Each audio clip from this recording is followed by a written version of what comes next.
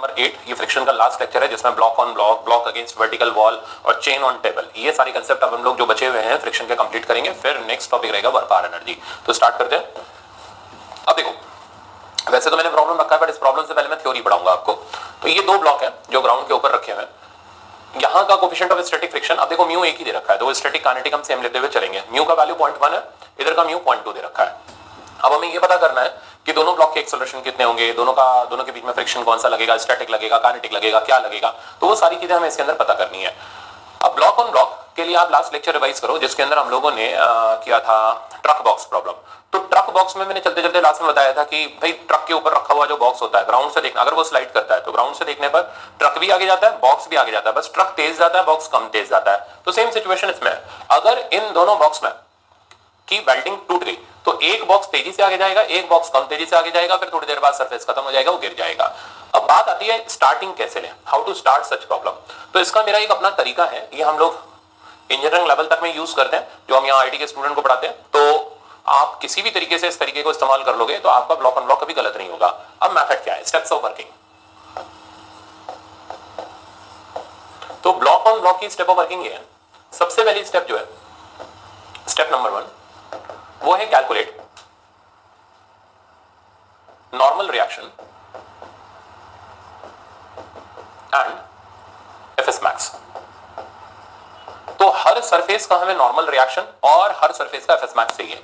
अब देखो, जिस भी सरफेस का नॉर्मल निकालोगे, जैसे इस सरफेस का अगर मैं नॉर्मल निकालूं तो ये नॉर्मल रिएक्शन इन दोनों डब्बों के वेट के बराबर हो जाएगा क्योंकि इसने इनको सपोर्ट कर रखा है। यहाँ का नॉर्मल रिएक्शन इसके वेट के बराबर हो जाएगा क्योंकि और कोई फोर्स तो लग नहीं रही, इसका कोई कंपोनेंट नहीं होना, तो नॉर्मल एमजी के बराबर होता चला जाएगा। तो हमेशा ध्यान रखना, पहले नॉर्मल निकालो फिर दोनों के एफएस मैक्स निकालो। तो मैं इसी में थ्योरी के साथ साथ अब यहाँ पर इसका न्यूमेरिकल भी लगा रहा हूँ। न्यूमेरिकल लगाते वक्त मैं इसका कलर चेंज कर दे रहा हूँ, मैं ग्रीन यूज कर रहा हूँ। तो न्यूमेरिकल के सॉल्यूशन के लिए मैं ग्रीन कलर यूज कर रहा हूं। पहले हम नॉर्मल निकालते हैं। तो normal reaction at first surface, तो इस सरफेस ने 6 और 4 दोनों ब्लॉक को सपोर्ट कर रखा है, तो 6 और 4 हो गया 10 mg के हिसाब से 100 न्यूटन का नॉर्मल रिएक्शन फर्स्ट सरफेस का आ गया। सेकंड सरफेस का नॉर्मल रिएक्शन अगर हम निकालें तो सेकंड सरफेस का नॉर्मल रिएक्शन, इसने 4 kg को सपोर्ट कर रखा है, तो सेकंड सरफेस का नॉर्मल रिएक्शन हो गया 40 न्यूटन। अब आप दोनों सरफेसेस के एफएस मैक्स कैलकुलेट कर लो। एफएस1 मैक्स का फॉर्मूला हो गया μ1n1, एफएस2 मैक्स का फॉर्मूला हो गया μ2n2। तो अब हम इसमें अप्लाई कर देते हैं, वैल्यू पुट कर देते हैं। तो एफएस1 मैक्स आ गया, μ1 आपको क्वेश्चन में 0.1 दे रखा है, n1 का वैल्यू 100 हो गया, आंसर आ गया 10 न्यूटन। एफएस2 मैक्स आप सॉल्व करोगे, μ2 का वैल्यू है 0.2, n2 का वैल्यू हमारे पास 40 न्यूटन, तो 8 न्यूटन का एफएस2 मैक्स हमारे पास आ गया। तो पहली स्टेप, हमेशा जितने भी सरफेसेस है सबके एफएस मैक्स निकाल लो। अब नेक्स्ट पेज पे चलते हैं। अब इसकी स्टेप ऑफ वर्किंग है, अब आपने एफएस1 एफएस मैक्स निकाल लिए। अब स्टेप नंबर 2 पर आते हैं। अब स्टेप 2 क्या है? स्टेप 2 ये है, हमें इसमें ये नहीं पता कि ये दोनों साथ साथ चलेंगे या अलग अलग चलेंगे, दोनों की वेल्डिंग टूट जाएगी या दोनों की वेल्डिंग बनी रहेगी। हाँ, क्योंकि एफएस1 मैक्स हमारा आया था यहाँ पर 10 न्यूटन और चलाने वाला फोर्स है 100, तो ग्राउंड की तो वेल्डिंग टूट गई, यानी ग्राउंड से तो पीछे छूट गया। अब ये नहीं पता ये दोनों डब्बे एक के ऊपर एक चलेंगे या अलग अलग चलेंगे, इनमें कोई तेज चलेगा या कोई कम तेज चलेगा, हमें कुछ भी नहीं पता। तो स्टेप 2 ये, अब हम अज्यूम कर लेंगे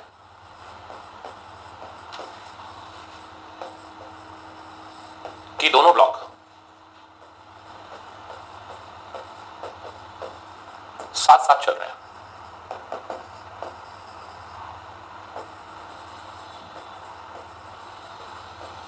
एंड दोनों के बीच में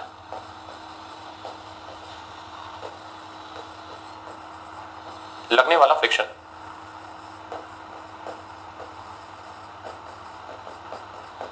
स्टैटिक है।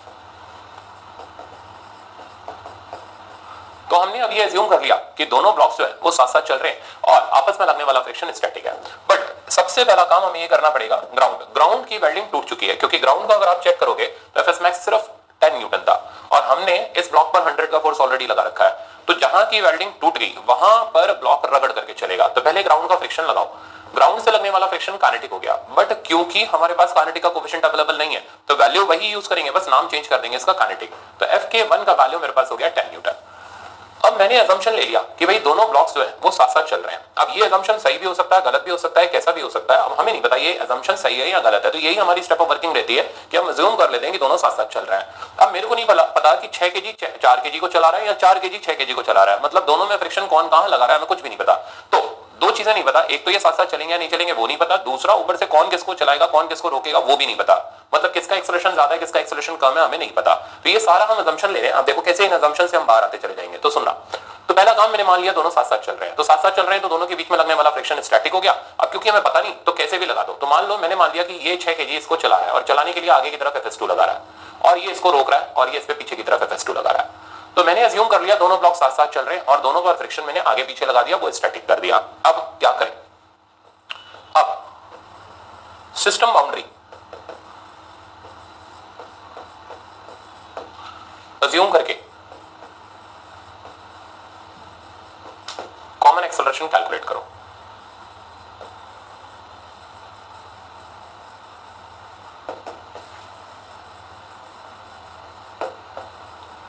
तो अब हम सिस्टम बाउंड्री मान करके कॉमन एक्सेलरेशन निकालने जा रहे हैं। तो देखो, तो मैंने मान लिया कि दोनों साथ साथ चल रहे हैं, ये बनाई मैंने सिस्टम बाउंड्री। सिस्टम बाउंड्री बनाती FS2 कट गया, दोनों का कॉमन एक्सेलरेशन A। अब मैं इधर कैलकुलेट करने जा रहा हूं। तो कॉमन एक्सेलरेशन कैलकुलेट करते वक्त ये दोनों चलाने वाले हो गए, ये रोकने वाला हो गया। इक्वेशन बन गई चलाने वाला यानी 100 प्लस 10 दोनों ऐड हो गए, माइनस रोकने वाला हो गया 10 न्यूटन, इज इक्वल्स टू हो गया मास टोटल आ गया मेरे पास 10 और एक्सेलरेशन का वैल्यू A। ये 10 कैंसिल हो गया और दोनों का कॉमन एक्सेलरेशन आ गया 10 मीटर पर सेकंड स्क्वायर। तो हमने इन दोनों को में assumption ले लिया कि दोनों साथ साथ चल रहे हैं, सिस्टम बाउंड्री बनाई, दोनों का कॉमन एक्सेलरेशन निकाला। अब स्टेप 3, अब स्टेप नंबर 3 है, अब चेक करेंगे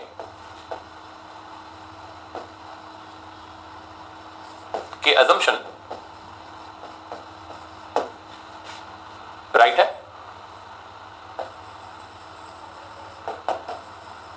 या रॉन्ग। तो अब हम चेक करेंगे कि assumption राइट है या रॉन्ग। कैसे चेक करेंगे, उसका क्या तरीका, ऐसा कौन सा टेस्टिंग है यहां पर जो पता चल जाएगा। देखो भाई, अगर दो डब्बे रगड़ के चल रहे होंगे तो रगड़ने पर फ्रिक्शन काइनेटिक आएगा, ठीक है ना, यानी वेल्डिंग टूट चुकी होगी। तो बहुत ध्यान से मेरी बात सुनना, अगर वेल्डिंग टूट चुकी होगी दैट मींस यहां का जो फ्रिक्शन होगा वो FS मैक्स यानी FK हो चुका होगा। तो अब हम इस फ्रिक्शन को कैलकुलेट करते हैं और चेक करते हैं कि ये फ्रिक्शन स्टैटिक से कम आता है या स्टैटिक से ज्यादा आता है। कोई भी स्टैटिक फ्रिक्शन अपने FS मैक्स से ज्यादा नहीं हो सकता। अगर ये स्टैटिक फ्रिक्शन अपने FS मैक्स से कम आया इसका मतलब हमारा assumption सही है, दोनों डब्बे साथ साथ चल रहे हैं। और अगर ये FS मैक्स से ज्यादा आ गया इसका मतलब हमारा assumption गलत है, क्योंकि फ्रिक्शन स्टैटिक कभी भी अपने मैक्स से ज्यादा हो नहीं सकता। तो दोनों डब्बे अलग अलग चलेंगे। ये मैं करके दिखा रहा हूं, फिर आपको धीरे धीरे समझ आएगा।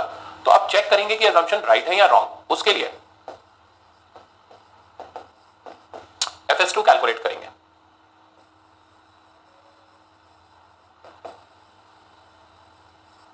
फ्रॉम, अब देखो ऊपर वाले ब्लॉक पर वैसे भी कम फोर्सेस होती हैं तो वहां से कैलकुलेट करना ज्यादा आसान होता है। फ्रॉम अपर ब्लॉक, तो अपर ब्लॉक से हम FS निकालेंगे। जैसे ही मैं इसे निकालूंगा फिर मैं एक्सप्लेन कर दूंगा आपको कि इसका क्या सिग्निफिकेंस था। तो अब अपर ब्लॉक से सिर्फ और सिर्फ हमें FS निकालना है। तो अब पूरे के पूरे सिस्टम पे नहीं गौर करना, आपको सिर्फ इन दोनों पे गौर करना है। तो ये दोनों इसके चलाने वाले हो गए। तो इक्वेशन बन गई अपर ब्लॉक की 10 plus FS2 is equals to mass हो गया 4 इंटू A। A की वैल्यू हमने ऑलरेडी निकाली हुई है, मैं यहां सब्स्टिट्यूट कर दे रहा हूं। तो 10 plus FS2 is equal to 40 और FS2 आ गया 30। अब जरा आप चेक करो कि ये जो FS2 आया है यानी इन दोनों के बीच में जो स्टैटिक फ्रिक्शन आया है, अब इसका सिग्निफिकेंस ये है। तो अगर आप इसे साथ साथ चलाते रहना चाहते हो तो आपको 30 न्यूटन का फ्रिक्शन चाहिए। अब जरा पीछे चलते हैं, अवेलेबल कितना है अपने पास, अपनी जेब के अंदर 8 न्यूटन का फ्रिक्शन अवेलेबल है और डिमांड कितनी की है, 30 न्यूटन की है। तो मेरे को ये बताओ क्या ये assumption सही है या गलत है। अब आप इसको एक प्रैक्टिकल एग्जांपल से सोचो। मान लो आपके पास जेब में 8 लाख रुपए, ठीक है ना, और आप चले गए गाड़ी लेने। मान लो आपको कोई एक कार खरीदनी, मान लो मारुति सुजुकी स्विफ्ट खरीदनी है, 8 लाख रुपए सफिशिएंट है, 6 साढ़े 6 7 लाख की आ जाती है। फिर क्या करना, उसमें अपना डीजे वीजे लगवा लेना, तो वो थोड़ा बहुत और खर्चा बढ़ जाएगा। तो 8 लाख रुपए आपकी जेब में, आप गए अपने मारुति के शोरूम में, आपने सोचा कि यार मारुति के शोरूम में जाकर के स्विफ्ट बुक करा देते हैं, वैसे भी दिवाली आ रही है, नई कार निकाल लेंगे। अब क्या हुआ, आपका बीच में मन डोल गया। अब आपने देखा यार एक तरफ स्विफ्ट खड़ी हुई है, आपकी नजर दूसरी तरफ पड़ी तो सामने टोयोटा का फॉर्च्यूनर का शोरूम था। तो आपने कहा यार फॉर्च्यूनर देख करके आते हैं। अब जैसे ही आप फॉर्च्यूनर वाले शोरूम के अंदर गए तो फॉर्च्यूनर वाला आपको मतलब पूरा गाड़ी का फीचर फीचर समझाया, गाड़ी देख करके आपको बहुत अच्छी लगी। आपने नहीं यार ये तो बहुत हैवी गाड़ी है, एक काम करते हैं इसको लेते हैं। तो आपने उसके प्राइस पूछे तो उसने कहा 30 लाख। अब जेब में पड़े 8 लाख, मांग कितने रहा है 30 लाख। तो 8 लाख और 30 लाख में बहुत ज्यादा अंतर हो गया। अब बाकी के कहां से लाओगे? तो वहां तो नौकरी करने पर भी 30 लाख पूरे नहीं हो पाएंगे। तो अपनी जेब के अंदर 8 लाख पड़ा है, डिमांड 30 लाख की है, तो वो हम पूरी नहीं कर सकते। इसका मतलब औकात में रहते हुए हमें वापस से स्विफ्ट ही लेनी पड़ेगी और कोई हमारे पास ऑप्शन नहीं है, तो फॉर्च्यूनर को जाने देना पड़ेगा।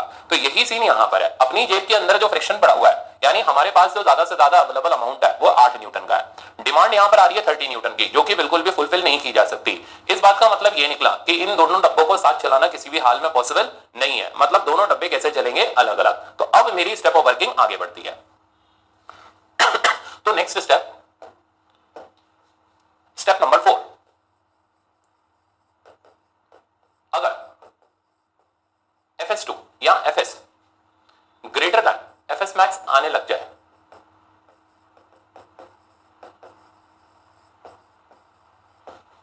तो दिस रिजल्ट या this assumption is invalid and both block will move अलग अलग। तो क्या गारंटी है कि यहां पर हमारा assumption सही होगा या गलत होगा? तो भाई FS जो निकालोगे, अगर वो मैक्स से कम आया, मतलब आप की जेब में 8 लाख रुपए है, ठीक है ना, और आप लेने जा रहे थे स्विफ्ट, पर आपका मन डोल गया, आपने कहा यार बुलेट ले लेते हैं, ठीक है ना, 8 लाख रुपए तो पड़े हुए हैं। तो आप बुलेट के शोरूम में गए, आपने पूछा कितने की बुलेट है, उसने कहा 2 लाख रुपए की, बड़े अमीर है, अपनी जेब में 8 लाख पड़े हैं, दे मारो और बुलेट लेकर के चले आओ। तो मतलब औकात के अंदर अगर मांगे गए तो कोई दिक्कत नहीं, फिर तो देकर के आ जाएंगे। बट जेब में 8 लाख रुपए डाल करके आप 30 लाख रुपए की फॉर्च्यूनर, आपका ही बच्चे सोचो हम लोन ले लेंगे, अरे तुम कुछ करते हो जो लोन ले लोगे, वो तो डॉक्टर बनने के बाद तुम्हें मिलेगा। तो 8 लाख रुपए की तुम्हारे पास पॉकेट में पड़े हुए पैसे हैं, तो उससे 30 लाख की अभी कोई लोन का कोई सीन नहीं है, यहाँ पर लोन की स्कीम ऑफ चल रही है, वो स्कीम तुम्हारे लिए नहीं है। तो 8 लाख में 30 लाख की तुम गाड़ी नहीं खरीद सकते, इसलिए फिर तुम्हें अपने स्टेटस में रह करके, यानी तुम्हें अभी बुलेट से ही काम चलाना पड़ेगा, नहीं तो स्विफ्ट लेनी पड़ेगी। तो सेम चीज यहाँ पर है, अगर FS मैक्स से ज्यादा आने लग जाए, इसका मतलब हमारा असम्पशन रॉन्ग है, इसका मतलब हम इससे ज्यादा फ्रिक्शन कर नहीं सकते, मतलब दोनों ब्लॉक को चलाना पड़ेगा हमें अलग अलग। अब आते हैं लास्ट स्टेप पर।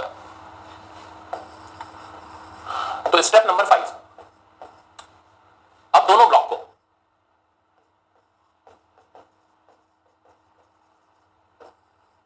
अब यहां फिर दोनों ब्लॉक के बीच में फ्रिक्शन काइनेटिक आ जाएगा।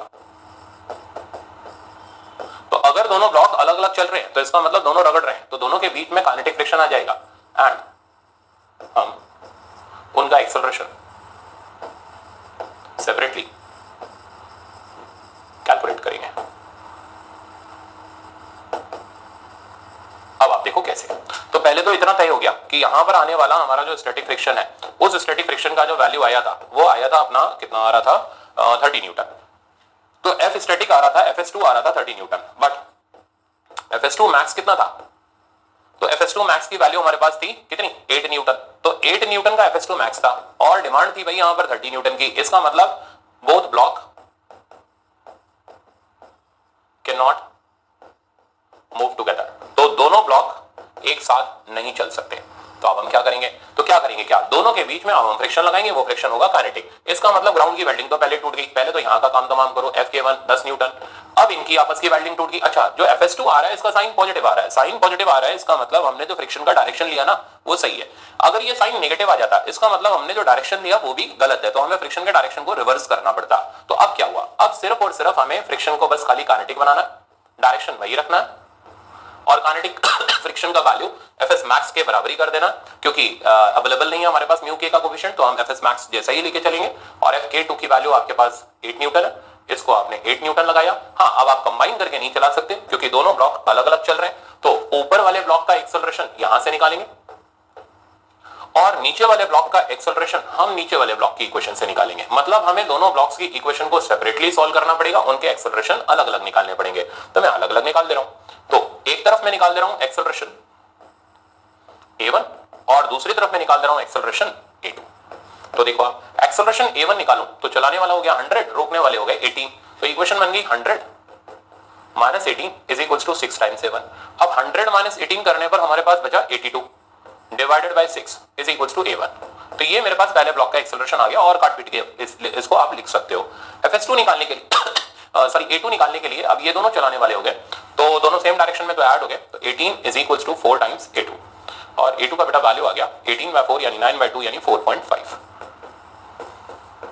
मीटर पर सेकंड स्क्वायर। तो अब बताओ, तो एक बार वापस से पूरा आप रिवाइज कर लो। तो पहली स्टेप एफएस मैक्स निकालो, दूसरी स्टेप अजम्पशन ले लो कि दोनों साथ साथ चल रहे हैं, तीसरी स्टेप अजम्पशन को वेरीफाई करने के लिए दोनों के बीच का फ्रिक्शन निकालो। अगर फ्रिक्शन मैक्स से ज्यादा आ जाएगा तो अजम्पशन गलत है, कम आएगा तो अजम्पशन सही है, मतलब दोनों साथ साथ चल रहे हैं, फिर तो हमें कुछ करना नहीं। और अगर ज्यादा आ जाएगा तो फिर इसका मतलब हमें दोनों के बीच के फ्रिक्शन को काइनेटिक करना पड़ेगा और दोनों के अलग अलग एक्सेलरेशन निकालने पड़ेंगे। तो ये कुल मिलाकर के ब्लॉक ऑन ब्लॉक का एक जनरलाइज तरीका होता है, इससे आप कितने भी ब्लॉक एक साथ सॉल्व कर सकते हो, बट इट रिक्वायर प्रैक्टिस। तो प्रैक्टिस के लिए मैंने बहुत प्रॉब्लम रखे हुए, आप देख देख के थक जाओगे, बट आपको प्रॉब्लम नहीं खत्म होंगे, ठीक है ना। तो प्रॉब्लम इसमें मैंने बहुत सारे इसलिए रखे हैं ताकि आपको अच्छे से आ जाए। तो स्टार्ट करते हैं, सबसे पहले एफएस मैक्स निकाल लेते हैं। तो मैं इधर सॉल्यूशन स्टार्ट कर रहा हूं इसका, अब हमें कथा लिखने की जरूरत नहीं है, वो एक प्रॉब्लम पूरा डिटेल्ड थ्योरी के साथ आपके पास आ ही गया। तो एफएस1 मैक्स हो गया म्यू1 हो गया 0.1 और नॉर्मल हो गया इन दोनों के वेट के बराबर। इन दोनों का वेट हो गया 8 और 2 10 यानी 100, आंसर आ गया 10 न्यूटन। तो चलो, ग्राउंड से मिलने वाला मैक्सिमम फ्रिक्शन जो है वो 10 न्यूटन है और हमने 60 न्यूटन लगाया, मतलब ग्राउंड की तो वेल्डिंग टूट गई, यहां का फ्रिक्शन तो काइनेटिक हो गया। एफएस2 मैक्स चेक करोगे तो म्यू2 यानी 0.3 और उधर का नॉर्मल हो गया 80 यानी आंसर आ गया 24 न्यूटन। अब असम्पशन ले लेते हैं। तो सबसे पहले ग्राउंड की वेल्डिंग तोड़ देते हैं। तो ग्राउंड पर लगने वाला फ्रिक्शन काइनेटिक हो गया। वैल्यू इसकी हमने मान ली कितनी थी, एफएस मैक्स के बराबर 10 न्यूटन। अब आपस के बारे में मैं नहीं बता, तो हम असम्पशन ले रहे हैं, दोनों साथ साथ चल रहे हैं। तो इस पे लगाया मैंने एफएस2 आगे, इस पे लगाया मैंने एफएस2 पीछे और मैंने मान लिया सिस्टम बाउंड्री और मैंने दोनों ब्लॉक को साथ साथ चला दिया विद कॉमन एक्सप्रेशन ए। सबसे पहले हम ए की वैल्यू कैलकुलेट करेंगे। तो चलाने वाला हो गया 110 माइनस रोकने वाला हो गया 10 इक्वल्स टू मास हो गया 10 इंटू ए। तो ए की वैल्यू वापस से मेरे पास 10 मीटर पर सेकंड स्क्वायर आ गई। ये हो गई हमारी फर्स्ट स्टेप। सेकंड स्टेप, अब हम चेक करेंगे हमारा असम्पशन सही है या गलत है। उसके लिए हम ऊपर वाले ब्लॉक को सॉल्व करेंगे। तो ऊपर वाले ब्लॉक को सॉल्व करोगे तो 50 प्लस एफएस2 8 इंटू 10, तो 50 प्लस एफएस2 इक्वल्स टू 80। यहां से बेटा एफएस2 का वैल्यू आ गया 30 न्यूटन। अब देखेंगे इसकी औकात कितनी है। तो इसकी ज्यादा से ज्यादा वैल्यू 24 न्यूटन है, सिंस एफएस2 can not be greater than. अब ये वापस से थ्योरी लिख दी, एफएस2 मैक्स जिसका वैल्यू है हमारे पास 24 Newton, therefore both block will move अलग अलग। ये मैं ऐसे जानबूझ के लिखता हूं ताकि आपको थोड़ा सा अच्छा लगे और याद हो जाए। तो अब हमें पता चल गया दोनों डब्बे अलग अलग चलेंगे। तो चलो, अलग अलग चलाने के लिए पहले इनके काइनेटिक फ्रिक्शन लगाओ। तो इधर का काइनेटिक फ्रिक्शन वो तो 10 ही आ गया था और इधर का काइनेटिक फ्रिक्शन, अच्छा साइन क्योंकि पॉजिटिव आया है तो डायरेक्शन जो हमने लिया वो सही है। तो इधर का काइनेटिक फ्रिक्शन FK2 24 और इधर काइनेटिक फ्रिक्शन FK2 24। अब हम दोनों को सिस्टम में तो ले नहीं सकते क्योंकि दोनों अलग अलग चल रहे हैं। तो इस ब्लॉक का एक्सेलरेशन अलग निकाल देते हैं A2 और इस ब्लॉक का एक्सेलरेशन अलग निकाल देते हैं A1। तो सॉल्व करते हैं इसको। तो फॉर A1, अब A1 को चलाने वाला हो गया 60 माइनस रोकने वाला हो गया 24 और 10, दैट मींस ये बन गया 34, मास हो गया 2 टाइम्स A1। अब 60 माइनस 34 करोगे तो हमारे पास रिजल्ट आ गया 26 इक्वल्स टू 2A1 और बेटा A1 का वैल्यू आ गया 13 मीटर पर सेकंड स्क्वायर। अब सॉल्व करते हैं फॉर A2। अब देखा ना, इतना लंबा थोड़ा था, वो तो बस खाली पूरी कहानी लिखते लिखते इतना टाइम लग गया, एक बार तो समझाना ही पड़ता है ना। अब ये और ज्यादा कंप्रेस होता चला जाएगा, आपका सवाल एक दो स्टेप में आ जाएगा। अब A2 के लिए काम करते हैं। A2 के लिए अब आप ऊपर वाला डब्बा पकड़ लो, इक्वेशन बन गई बेटा इसकी 50 plus 24 is equals to 8 times A2। ये 240 कहां से आ गया, हाँ, is equals to 8 times A2। 50 plus 24 ये हो गया 74 by 8 is equals to A2। तो A2 का जो वैल्यू आ रहा है वो तकरीबन अपना 7 पॉइंट समथिंग आ रहा है और हाँ नहीं 8 पॉइंट समथिंग आ रहा है, 8 पॉइंट भी क्या 9 पॉइंट समथिंग आ रहा है। तो A2 का वैल्यू 9 पॉइंट समथिंग आ रहा है, A1 13 आ रहा है। इस बात का मतलब ये है कि A1 वाला तेज चल रहा है, ये धीमा चल रहा है, इसका मतलब ये भाग गया और ये पीछे रह गया। तो इस पे बैठ के देखोगे तो थोड़ी देर बाद ये गिर पड़ेगा। नेक्स्ट प्रॉब्लम लेते हैं। ये तो वही है, तो ये यहां पर जरूरत नहीं है अब आपको, अब आप इस पे आ जाओ। अब इस तरीके का प्रॉब्लम कुछ टाइम पहले IIT JEE मेंस में आया था, इसलिए मैंने इसको यहां पर रख लिया ताकि एक बार इसको भी क्लियर कर दूं कैसे करते हैं सॉल्व। तो चलो स्टार्टिंग लेते हैं। सबसे पहला तो वही एक ही रूटीन है, एक ही काम करना है आपको। और फर्स्ट ऑफ ऑल आप FS1 मैक्स और FS2 मैक्स कैलकुलेट कर डालो। FS1 मैक्स हो गया 0.1 और 8 और 2 10 यानी 10 न्यूटन आ गया। FS2 मैक्स कैलकुलेट कर डालो। FS2 मैक्स हो गया 0.2 इंटू 20, तो आंसर आ गया हमारे पास 4 न्यूटन। ठीक, अब सिंप्लीफाई करते हैं। तो पहले ग्राउंड की वेल्डिंग तो टूटी गई, वो तो बेचारा बचा ही नहीं। तो ग्राउंड की वेल्डिंग टूट गई, यहां पर लगने वाला फ्रिक्शन काइनेटिक हो गया और इस काइनेटिक फ्रिक्शन का वैल्यू 10 न्यूटन हो गया। अब मेरे को नहीं पता कौन किसको चला रहा है, मैं तो एक ही तरीका रख रहा हूं क्योंकि हमें टेंशन लेने की इसमें जरूरत है नहीं कि कौन कहां चलेगा, साइन अपने आप हमें बता देगा। तो मैंने कॉमन एक्सेलरेशन इधर की तरफ a मान लिया। अब इसको सिंप्लीफाई करते हैं, Fs2 तो कट गया, चलाने वाला हो गया हमारा 80, रोकने वाले ये दोनों हो गए। तो इक्वेशन आ गई 80 माइनस 30 10a, ये कॉमन एक्सेलरेशन आ गया। तो कॉमन एक्सेलरेशन a की वैल्यू मेरे पास आ गई 5 मीटर पर सेकंड स्क्वायर। ये फर्स्ट स्टेप हो गई। अब सेकंड स्टेप में अब हम वेरीफाई करेंगे कि हमारा अजम्पशन सही है या गलत है, उसके लिए हम Fs2 निकालेंगे। यहां एक एरर हो जाती है। अब स्टूडेंट ये देखता है कि यार अरे यार ये बड़ा ये छोटा, नहीं, आपने जिधर a लिया ना वो चलाने वाला और उल्टा वाला रोकने वाला। तो इक्वेशन की अगर आपने गलत लिख दी तो गए काम से। तो अब इक्वेशन प्रॉपर लिखाओ। तो इक्वेशन बन गई Fs2 minus 20 equals to m into a, मतलब 2 इंटू a की जगह आ गया 5। तो बेटा Fs2 की वैल्यू आ गई अपने पास 30 न्यूटन। लो, डिमांड फॉर्च्यूनर की चल रही है, जेब में तुम 4 लाख रुपए लेके नहीं जा रहे, कहां से भी आनी है। तो फिर क्या दोनों डब्बे साथ चलेंगे? तो नहीं, दोनों डब्बे कैसे चलेंगे? अलग अलग। तो बोथ ब्लॉक विल मूव अलग अलग। तो चलो अब इसको अलग अलग चला देते हैं। तो लगने वाला फ्रिक्शन का साइन तो सही है, बस खाली डायरेक्शन, बस खाली उसका नेचर हमने गलत ले लिया। तो अब एक एक फ्रिक्शन को सही से लगाते हैं। यहां लगने वाला फ्रिक्शन काइनेटिक हो गया 10 न्यूटन, यहां लगने वाला फ्रिक्शन Fk2 हो गया 4 न्यूटन, इधर लगने वाला फ्रिक्शन Fk2 हो गया 4 न्यूटन।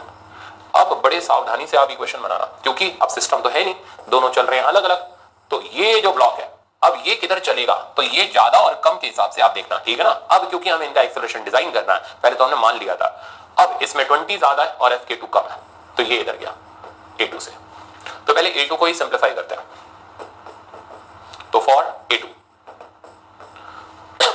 तो A2 को बेटा आप निकालोगे तो इक्वेशन आ जाएगी 20 माइनस 4 इक्वल्स टू 2A2।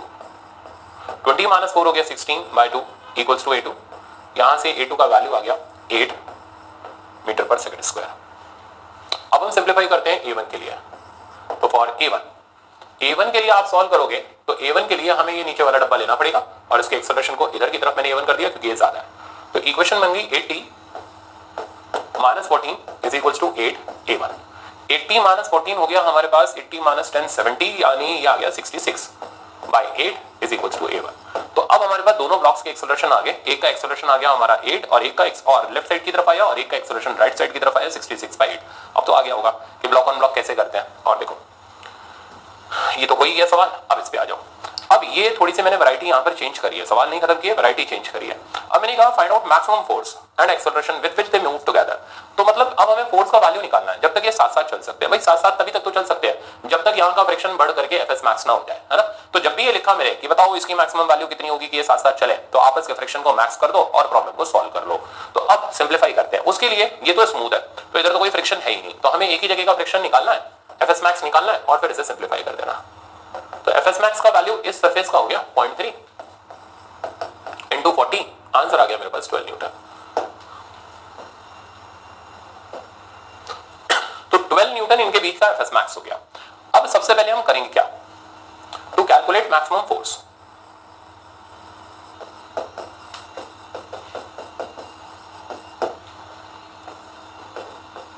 तो अब इसके कैलकुलेशन के लिए हमें करना ही है, तो ब्लॉक साथ साथ तब तक चलेंगे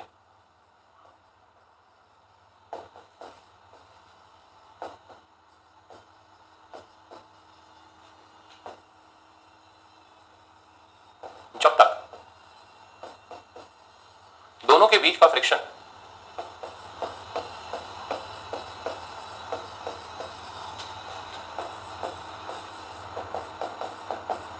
Fs मैक्स ना हो जाए।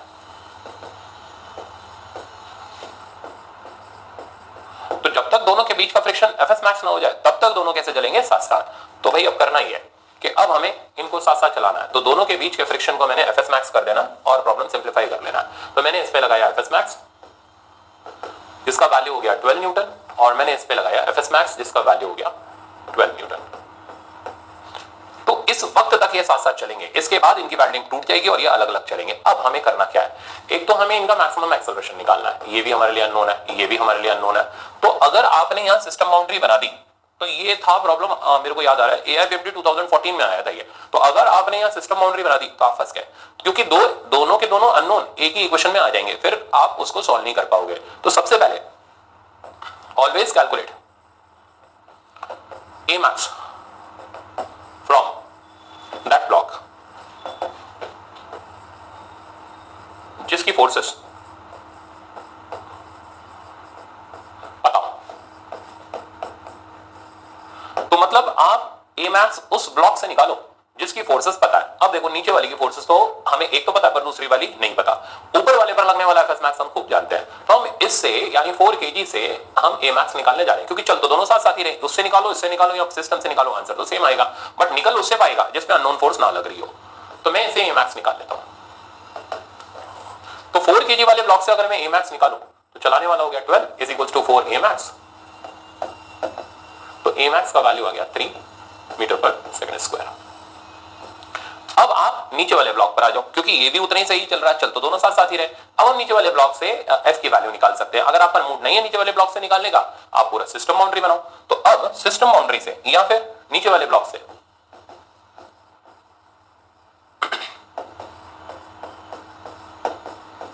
कैलकुलेट एफ का वैल्यू।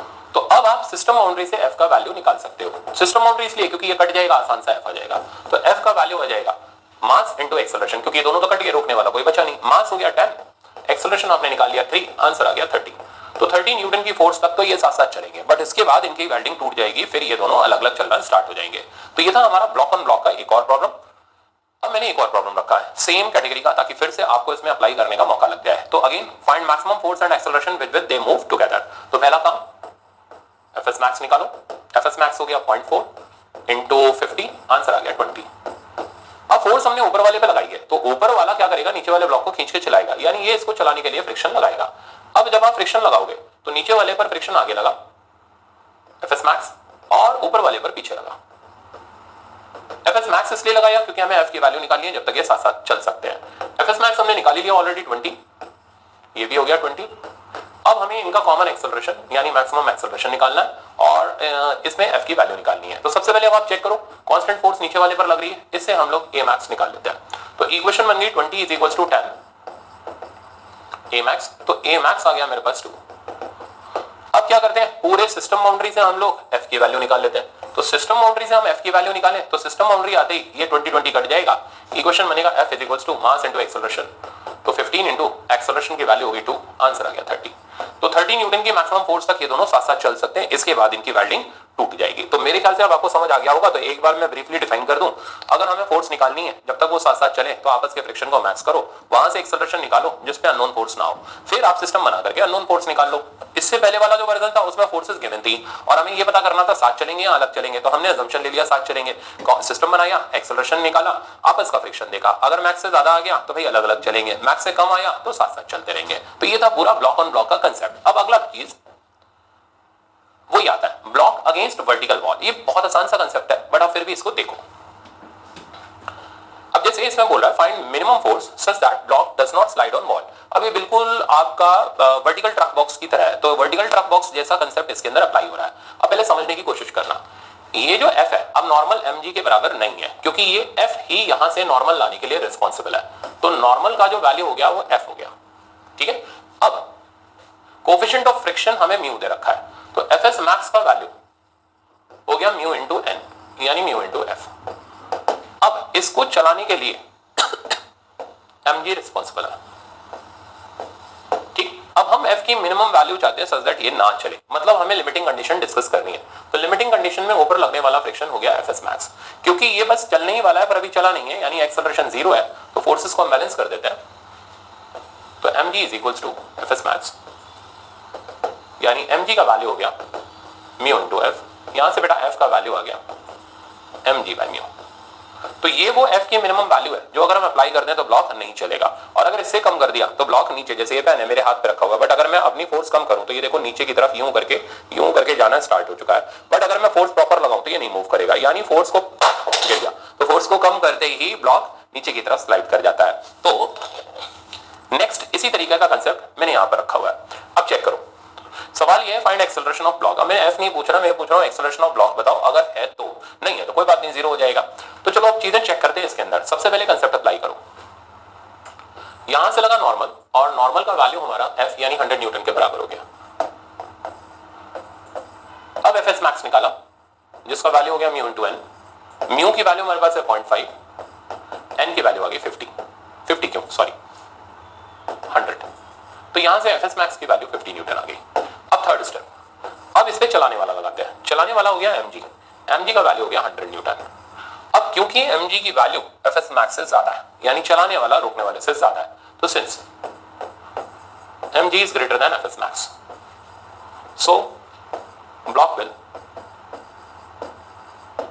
slide down। तो अब ये कंफर्म हो गया कि भाई ये जो ब्लॉक है नीचे की तरफ स्लाइड करेगा ही करेगा 100%। तो अब हम क्या करेंगे, तो अब स्लाइडिंग फ्रिक्शन यानी काइनेटिक फ्रिक्शन लगाएंगे। वैल्यू इसका वही एफएस मैक्स के बराबर यानी 50 न्यूटन डालेंगे और इसका हम डाउनवर्ड डायरेक्शन में एक्सेलरेशन निकाल देंगे। तो इक्वेशन आ गई मेरी 100 माइनस 50 इक्वल्स टू 10 इंटू ए। तो ए का वैल्यू मेरे पास आ गया 5 मीटर पर सेकंड स्क्वायर। तो ब्लॉक नीचे की तरफ स्लाइड करेगा विद एक्सेलरेशन 5 मीटर पर सेकंड स्क्वायर। तो मेरे ख्याल से समझ आ गया होगा, ये भी आसान सा ही प्रॉब्लम था। एक और है, चेक करो, ये अच्छा प्रॉब्लम है। ये कहता है find friction force acting on the block and resultant reaction. Again हमारा प्रिंसिपल सेम ही रहेगा। सबसे पहले हम नॉर्मल रिएक्शन निकालेंगे। नॉर्मल का वैल्यू हो गया 200 न्यूटन, पहली स्टेप। अब आप एफएस मैक्स निकालो और चेक करो चलेगा या नहीं चलेगा। एफएस मैक्स का फॉर्मूला हो गया म्यू इनटू एन। म्यू की वैल्यू हमारे पास 0.8, नॉर्मल की वैल्यू 200, आंसर आ गया 160। अब थर्ड स्टेप, अब हमने लगाया mg, mg लगा नीचे की तरफ 100। तो क्योंकि mg is less than FS max है तो ब्लॉक नहीं चलेगा।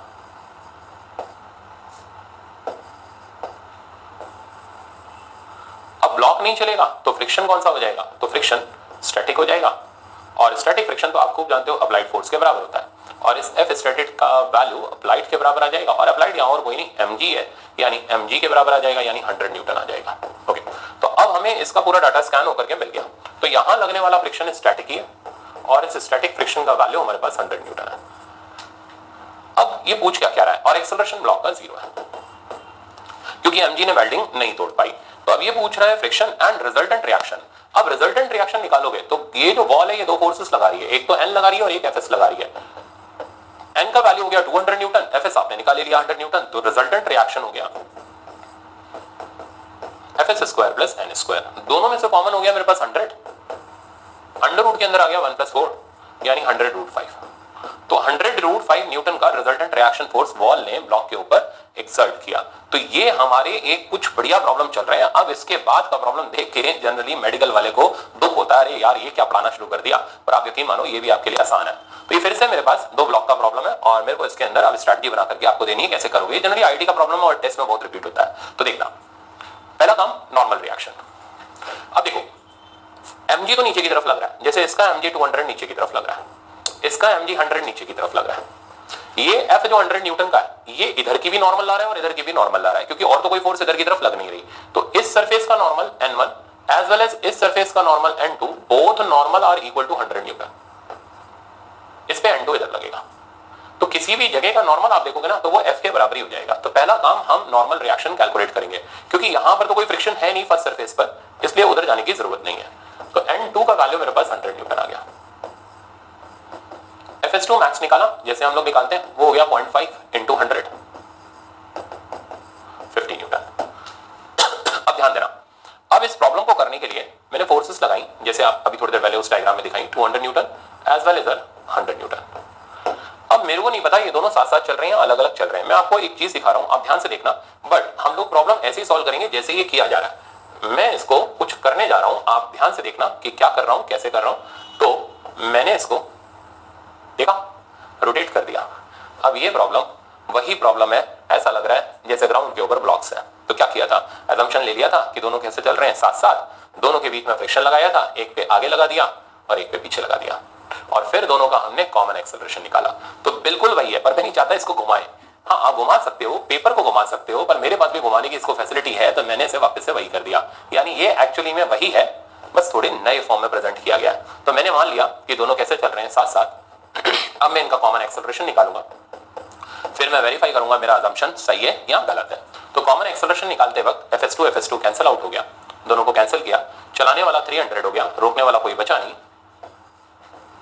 तो 300 minus 0 is equal to 30 into a का वैल्यू मेरे पास 10 आ गया।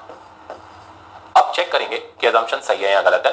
तो इस डब्बे से हम fs2 की वैल्यू निकालते हैं। तो इक्वेशन बन गई fs2 plus 100 equals to 10 into a की जगह 10 आ गया और Fs2 का वैल्यू मेरे पास 0 आ गया। इस बात का मतलब यह है कि इनको साथ चलाए रखने के लिए हमें कोई फ्रिक्शन की जरूरत नहीं है।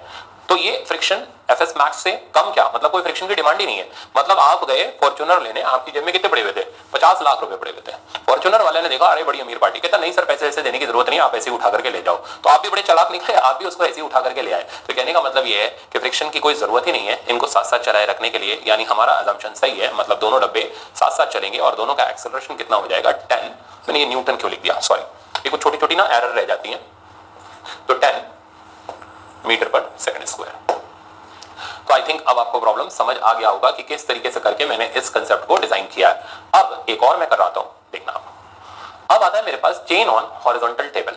ये भी स्टैंडर्ड रिजल्ट है। स्टैंडर्ड तो खैर ठीक है, हम बना लेंगे, ऐसा कोई दिक्कत नहीं है, बट फिर भी आप सीख करके चलो। तो ये जो चेन है पूरी की पूरी, तो mass of chain, complete chain m है, लेंथ ऑफ पूरा चेन l है। ये एक रफ टेबल पर पड़ी हुई है। अब रफ टेबल पर पड़ी है तो ये टेबल इसके ऊपर फ्रिक्शन लगाएगा, इतने सरफेस के ऊपर, इतने पोर्शन के ऊपर। तो हमें फाइंड आउट करना है लेंथ ऑफ हैंगिंग पार्ट या maximum length of hanging part such that chain just about to slide. ये जो चेन का कंसेप्ट है बहुत आसान है, ध्यान से सीखना। मान low hanging part x length का है, तो टेबल के ऊपर पड़ा हुआ है l माइनस एक्स हो गया। तो पहला काम आपको इतने पोर्शन का मास लिखना आना चाहिए। तो मास ऑफ हैंगिंग पार्ट, ये बिल्कुल हम रोप की तरह, जो आपने थिक रोप पढ़ी ना उसी तरह चलेंगे। तो मास ऑफ हैंगिंग पार्ट लिखने का तरीका हो गया total mass by total length into length of hanging part यानी x। तो अब ये जो हैंगिंग पार्ट है ये अपने वेट के कारण नीचे फोर्स लगा रहा होगा और इसकी फोर्स होगी हमारे पास m/l इंटू एक्स इंटू जी। अब ये जो टेबल के ऊपर पड़ा हुआ पार्ट है, तो mass of part on table, ये हमारे पास आ गया total mass by total length into length on table यानी l माइनस एक्स। तो ये इसे रोकने के लिए फ्रिक्शन लगा रहा होगा और ये फ्रिक्शन हो गया Fs मैक्स यानी म्यू इंटू n, और n की जगह आपके पास आ गया mg यानी इतने पोर्शन का मास इंटू ग्रेविटी। अब हम लिमिटिंग कंडीशन डिस्कस कर रहे हैं, मतलब ये दोनों जस्ट बराबर हैं। अगर हल्का सा भी एक कड़ी भी नीचे और लटका दी तो चेन स्लाइड कर जाएगी। तो अब दोनों को बैलेंस करते हैं। तो फॉर इक्विलिब्रियम of chain